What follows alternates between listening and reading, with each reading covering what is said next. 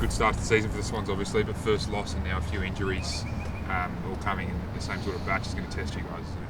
Yeah, I mean, you go into a season expecting to use a lot of your list, and we've come into this season expecting no different. So injuries going to happen now and then, and I think Will's a good example of guys underneath that are showing good form. They can come in and play a role and have an impact like he did on the weekend. We expect those guys coming in to play their role and continue to do that, and that'll hold us in good stead.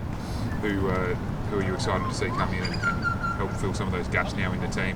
Yep, yeah. I mean, there's going to be multiple guys. The guys in the VFL have been showing good form in the last few weeks. Hayden is one of them that he's come in and out a couple of times this year, and each time he's come in, he's played a really strong role for us and played good footy. So, we're expecting anyone that comes in to come in, play a really specific role, and it's I don't think we base our game on individual brilliance so much. It's more, as I've mentioned, just guys coming in, everyone being really clear on what they need to do once they're in the side, and as I said, Hayden McLean and guys like that have shown they can do it. So we're confident with whoever comes in that they can fill a role.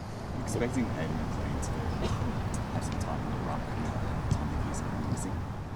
Yeah, I mean, if he's in, I don't think we haven't picked the team yet, so we'll wait until after training till the team's finalised. But if Hayden comes in, he's an option that can pinch it in the ruck, as can I. What about yourself? It seemed like you've obviously had a fair few minutes in the ruck in the start of the season. You had a chat with John.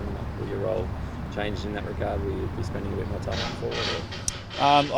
My role in the team for years now has probably always been pretty flexible, and I expect to continue to pinch it in the ruck or play a bit more time there if required, like it was in the weekend. So I'm happy to do that. I need to be open to that and just see what happens over the course of the game.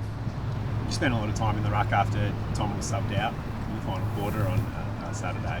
How did the review go about the final few minutes of that, and especially that ball up in the last minute or so where Josh Kelly managed to snap the goal? Yeah, there was a lot of learning to come out of the entire game, not just that final few minutes. I mean, we obviously reviewed that and see where we can improve, and we've had 2 weeks now where we've had really close games, and obviously last week we would have liked to have been on the other end of it and stuck out a win, but we did the week before, so we've learnt, whether we win or lose, we continue to learn each week, and having a close loss like that, we learn a lot, and it can only help us going forward. And did the review kind of focus on the players that were there at the bounce of the ball after it came out of the ruck, and also on your tap, I guess, that did put the ball into space? Not necessarily. I mean, it's just there's a whole system in place. It's not often about highlighting an individual. So we just got a couple of things wrong, but we'll learn from it. Sam, it looks like how would you do that and set up differently? Give us name it again. I mean, I made the call. I'll wear it. I hit it outside. Could have kept it a bit tighter. I mean, that's just one play of the last few minutes, but I'll wear it. Sam, it looks like two teammates. Sorry, I'm just on that. Two teammates in the space that you saw, and they didn't react. They almost got wrong-footed by it, and Josh Kelly read it better. So in the review, like you just said, the coaches wanted to keep that in tighter, so it can't get on the outside. To be honest, we didn't review that one stoppage too deeply. I mean, it was just Kelly was able to kick a pretty handy goal, and he's a pretty special player, so got to be careful around those situations, but live and you learn.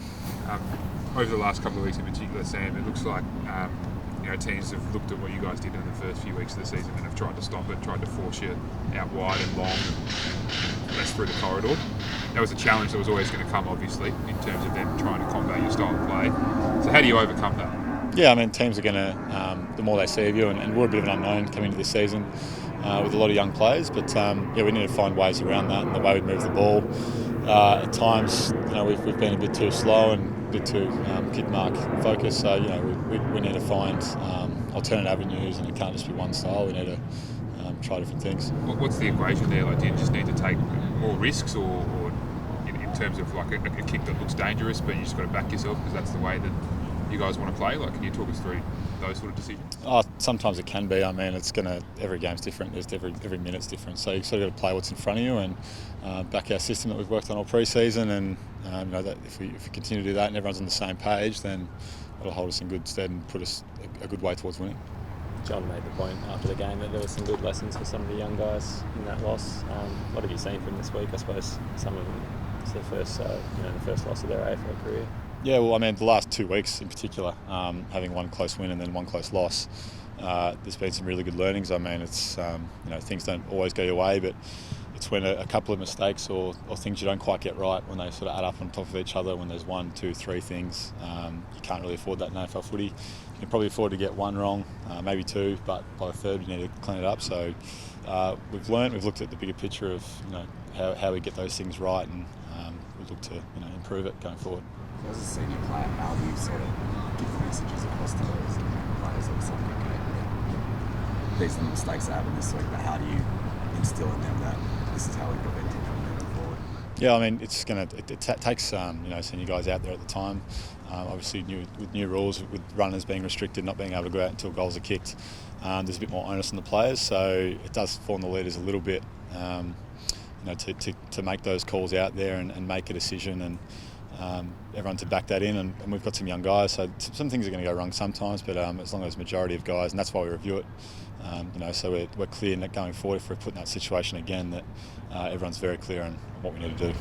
Sam, how have you observed Logan McDonald's first 5 weeks of AFL football? Like a pretty good start, flat the last couple of weeks, but those peaks and troughs sort of come in a young player's season. Yeah, I mean, he's a 18, 19-year-old kid playing key position. He's had a really strong start to the year. I mean, he kicks some goals early, and as he gets more attention, it'll become more difficult. But in saying that, he's still playing his role. He's still creating a contest, doing all the things that a key forward does. He's super competitive, hates losing. So, it's exciting start for him, and hopefully continues to go that way.